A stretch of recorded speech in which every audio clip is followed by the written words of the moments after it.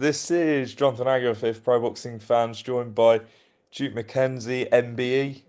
We're here over Zoom. Duke, take two. Yeah, Your beagle in the background. But yeah, how was your Christmas and New Year's? yeah. Christmas is quiet. I see my kids and I've got two grandkids now as well. So I'm a proper old man. I'm 61, and like I say, I've been in boxing for 50 years. I started at aged 11, so it's a long time. And yeah, listen. I'm happy to be alive. Absolutely. We were just saying before about your work with talkSPORT this year. Well, did you actually want to, get more involved in the media last year, or did it just come about naturally? It just sort of came about, to be honest with you.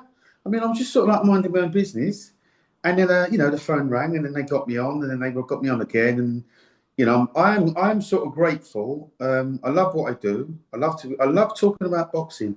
I love the sport of boxing. I don't consider myself an expert. I'm a voice of reason. Do you see what I mean?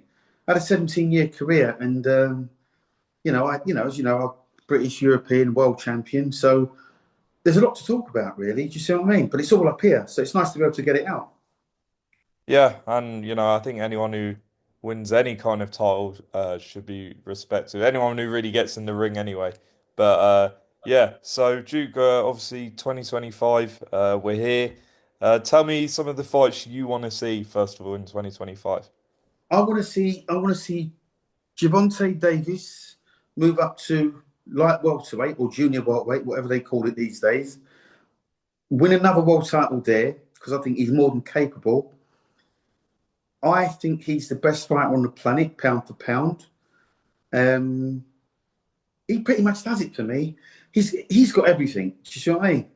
Hits hard, good stamina, jabs well, left, right, left, you name it, uppercuts. His whole sort of arsenal of punches, for me, he's off this Richter scale. So I'm a big fan. Terence Crawford, obviously, is another classic, classy, brilliant fighter, switch hitting fighter. So, he's talking about moving up to middleweight and maybe fighting Canelo. Don't know if that bridge might be, one jump too far. Every time you step up in weight, it's okay carrying your power, but the guys that you're fighting can take your power. Do you see what I mean? So every time you go up, it's like hitting a brick wall, you hit a brick wall, you hit a brick wall. And you can't always outfox these people. Do you see what I mean? Every time you jump up. I've done it four times in my career. And I found when I moved to my fourth weight division, it was that step too far for me. And like I say, just didn't have the power. Anyway, but more importantly, like I say, Javante Davis, in a way, the super bantamweight featherweight boy, he's another one who just looks to be pretty much unstoppable, unbeatable right now. You've got Bivol, Beterbiev, their return fight. I think there's a whole load of fights in even the heavyweight division right now is looking really kind of sexy, isn't it, for a change? You've got some good young fighters. Nobody's calling out Fabio Wardley, I've noticed. Everybody's calling out everybody else, but Fabio Wardley would appear to be. He's not forgotten. I think he's been. I think they've made him sort of like number one in the W for the WBA title now. I've just been reading on social media, but nobody's talking about Fabio Wardley, and he could be the surprise ticket in the whole heavyweight division. Yeah, incredible win over Fraser Clark last year. Yeah, I don't know if it was incredible because Fraser's not a world beater, and it was just a step in the right direction for me, if you see what I mean. But I think Fraser obviously bit off more than he could chew and come unstuck. Yeah. In terms of sort of AJ and Fury, what's your thoughts on seeing that this year? Sorry, I'm not laughing because you know what. Yeah. Sometimes people say to me, "Dude, have you got a mystic ball?" But it's not that at all. I know what I'm looking at, and I just think to myself, I don't always get it right, but I got that one right. Do you see what I mean? Now, AJ had no business fighting him, and I just think to myself, styles make fights, right? So Daniel Dubois was all wrong for AJ, and I just think to myself, I don't really know. The fight wasn't ordered. It wasn't a mandatory for anything. It was AJ's chance to get back in the big time, but he should have gone a different route. AJ should have took Fury and not Daniel Dubois. Daniel Dubois right now is pretty much unstoppable. I'm not saying he's not. I'm not saying he can't be beat because he can. All I'm saying is right now you don't want to fight Daniel Dubois. He's a beast. He's an absolute animal. And Daniel Dubois, he knows he's a good boxer. He can actually box quite well as fight. Um, don't know who beats Daniel Dubois right now in the heavyweight division. Mm. So that fight between him and Parker, you're going with Dubois? He's going to smash the Parker to pieces. He's going to eat him up. You know, Marvin Hagler says it best. He's going to eat him up like Pac-Man. He's going to be all over him, and that fight won't go the distance. And obviously back to Joshua Fury. Do you think is that fight still appealing to you? I know your talkSPORT fellow pundit colleague Simon Jordan branded it Battle of the Losers, obviously because they're both coming off losses. Do you agree with him? Do you think it's still a fight that interests you? It's a fight that interests everybody, isn't it? Because it's still a massive fight. They are still the two biggest names in world boxing. I don't care what anybody says. Tyson Fury and Anthony Joshua are still the two biggest names in world heavyweight boxing. I know that we've got other brilliant champions out there. Dubois, we just mentioned. We've got the great Oleksandr Usyk is another great champion, unified champion. But their names don't carry the same gravitas as AJ and Tyson Fury, and I'm not really sure why, but they don't. So it's a fight. It's a fight that has to be made because they got nowhere else to go. Simon Jordan's right in as much as that, you know, that they are both losers. They're both coming off losing fights. It's the only obvious fight to make. So they got to make it, and if they make that fight, then I'm sure they'll sell it out. Who do you think we're going as the favourite? Fury, Mm. Fury goes in his favourite.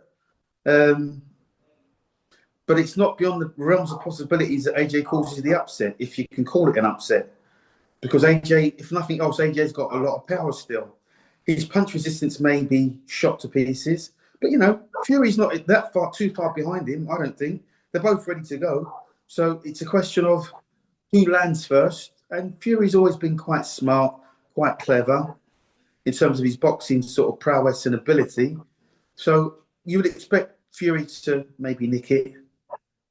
And then obviously Usyk beat Fury twice, beat Joshua twice. Uh, Listen, he's in a league of his Think of own. him. He's in a league of his own. He'll beat Dubois again if they fight. He's the only one that would beat Dubois again. You know, I know I said I don't know who beats Dubois. Oleksandr Usyk is in a league of his own in terms of the heavyweight division. He knows it, and the rest of the heavyweights know it. It's a fight. It's a fight that Dubois obviously wants and will chase again. Um, and obviously he's drunk on the fact that he's got this newfound confidence right now, which he has, and it's brilliant to see. I really like Daniel Dubois from that perspective, the fact that he's found his confidence and he wants to take on the world and prove to the world that he's the best in the world. But Usyk beats him again. Usyk's just too smart. He's too smart for all these heavyweights because Oleksandr Usyk was an outstanding cruiserweight, as I'm sure you're well aware. And he's taken that same sort of mentality to the heavyweights now. He's one step ahead of all the heavyweights. Not like I say, not only physically, he's one step ahead because he beats him to the punch, combination punches, stays on the outside, knows how to mix it up, knows when to mix it up. You never see Usyk get into a clinch and wrestle with these bigger men because he's too smart for them. They haven't worked it out yet, and I can't really think. I don't even know why. I can't see that they haven't worked that out yet. But they haven't worked it out. They all think, yes, as Fury thought, I'll get into this one. I'll be bigger, I'll be better, I'll be stronger. Yeah, okay. And then he come up second bench just against the classic boxer. So, like I say, Usyk, it's like Premier League and First Division, right? He's Premier League, and the rest of the heavyweights are in the First Division. They're all playing catch up. Mm. I mean, with Usyk, a lot of people are saying now, look, who's left for him to fight? Obviously, you mentioned Dubois. Some people say Martin Bakole deserves an opportunity. Even George Groves said Moses Talmer could give him his toughest fight in a couple of years. Who do you think gives Usyk his toughest fight? Alexander Usyk's toughest fight would be in the heavyweight division. His toughest fight will be Fabio Wardley. I think Fabio Wardley gives any heavyweight, life and death. You know what? Like I say, nobody's calling out Fabio Wardley. I've done a little bit of research on Fabio, and he hasn't really been boxing that long, so there's not a lot of miles on his clock. Mm. He hits hard as you just. There's no such thing as a light punching heavyweight, as you know, right? They all hit hard, but you know what I like about Fabio Wardley? He's got a really athletic build. He's very mobile. He throws quick punches. He's got an excellent jab. If he gets the right coach and gets well schooled, then he could be the joker in the whole pack and turn a few of these top boys over. Martin Bacoli's another one because he hits so hard, but he's very much beatable because he's one paced. He's one paced, Bacoli.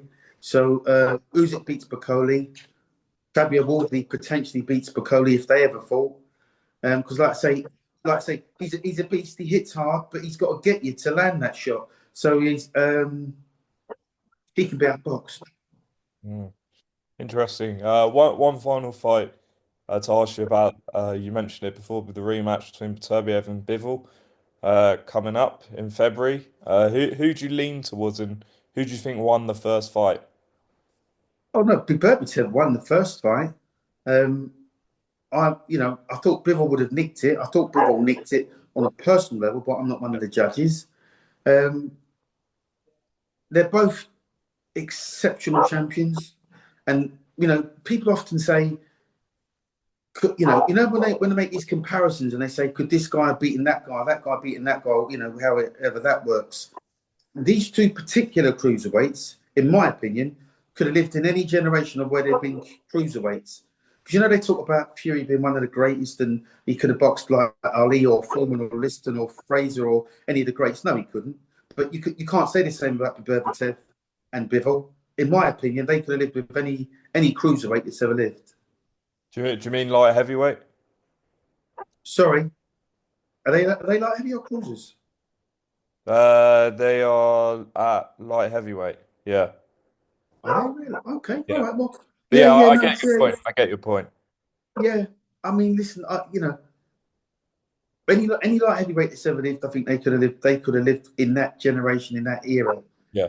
These two are really, and I've said it about Usyk being a league of his own, but these two are a league of their own, and it's so great that they're making this unification fight, so we get one unified, undisputed champion. That's great for the sport.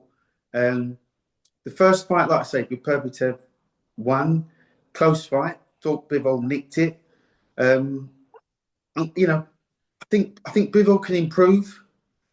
I wouldn't be surprised if he won the return. I really wouldn't. Mm. I hope he wins the return. I like him. I like his style of fighting. He's a classic box fighter for me. He can box and he can fight. He's not. He doesn't like to stand and trade for too long, but I like him. And I like his energy that he brings. And they're so humble, aren't they? They're just lovely men. They Yeah. speak. They don't speak great English, but you can understand their sentiment and you can understand where they're going. They're not trash talking. They just want to fight. They're true in every sense of the word. And just on Moses at Talmer, what's 2025 got in store for him? If you were guiding his career, would you throw him in there with, maybe a big name or no? Nah, Building him. nah. He is a real protege. He's a jewel in the crown. If they, and I'm sure they will, because you can't really tell his handlers how to handle fighters because Warren's done it. Warren's done it since before me. No, actually, he came in after boxing after me, actually. But anyway, Frank Warren, his promoter, I don't know if he manages him, but Frank Warren will guide him, Frank Warren will manage him, and they will get him to the top of the World Heavyweight Championship, I'm sure. He is such a precious, like I say, jewel in the crown. Um, they got to hold him back. His bubble can get burst quite easily. So if they're going to hold him back and they're going to get him the right fights at the right time and progress with extreme caution. But his problem is right now is that he's a little bit too good for his own good. He's going to climb into the world rankings if they haven't already got him in there very, very quickly. I hope they don't try to break records that have already been set. by Mike Tyson and try to make Moses the youngest heavyweight champion of all time. I hope they don't do that because I think he'll have a short career. But he is such an exciting fighter to watch. Can throw every punch in the book. Another athletic looking heavyweight. Speaks reasonably well, so he carries himself well both inside and outside of the ring. So far, he's only 19. So, like I say, he's very, very. It's a long road. It's a long road for him, but I'm sure we're looking at a future potential superstar. Mm. Brilliant. Well, Duke, appreciate you coming on, speaking to us today, and Is that it? Is that it? I thought I thought there was loads more. I'm afraid that's it. But Okay, chap. No, listen. no, I appreciate Thanks it. for getting me on. Yeah, thanks for getting me on. I appreciate you. Yeah. Yeah, anytime, anytime.